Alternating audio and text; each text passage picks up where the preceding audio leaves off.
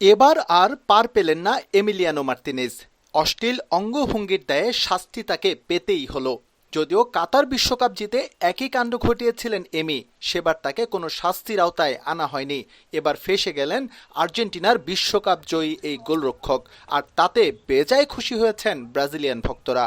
বিতর্ক আর বীরত্ব এমিলিয়ানো মার্তিনেজের সঙ্গে চলে সমান্তরালে।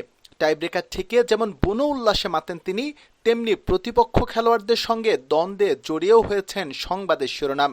সেই মার্তিনেজ আবারও আলোচনায় নেতিবাচক কারণে। আপত্তিকর আচরণ ও ফিফার ফেয়ার প্লে নীতি ভাঙার কারণে তাকে 2 ম্যাচের জন্য নিষিদ্ধ করেছে ফিফা।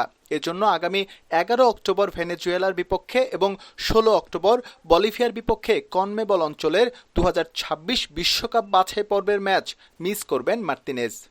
আলাদা দুটি ঘটনার কারণে শাস্তির মুখে মার্তিনেজ। বিশ্বকাপ জয়ী আর্জেন্টাইন গোলরক্ষক শৃঙ্খলা ভঙ্গের ঘটনাটি ঘটিয়েছেন 6 সেপ্টেম্বর বিশ্বকাপ বাছে চিলির বিপক্ষে জেতা ম্যাচে।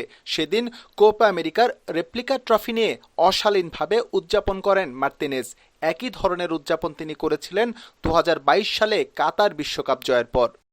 মার্তিনেজ শৃঙ্খলা ভঙ্গের দ্বিতীয় ঘটনাটি ঘটিয়েছেন 11 সেপ্টেম্বর কলম্বিয়ার বিপক্ষে ম্যাচে। সেদিন ম্যাচ হারার পর ক্যামেরা অপারেটরের সরঞ্জামে ধাক্কা দেন জনি জ্যাকসন নামে সেই অপারেটর জানান তিনি মার্তিনেজের হাতে লাঞ্ছিত হয়েছেন।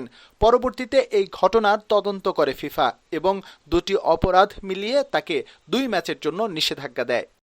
তবে ফিফার নিষেধাজ্ঞা মেনে নেয়নি ফুটবল আর্জেন্টিনা। তারা এই সিদ্ধান্তের সঙ্গে ভিন্ন মত প্রকাশ করেছে।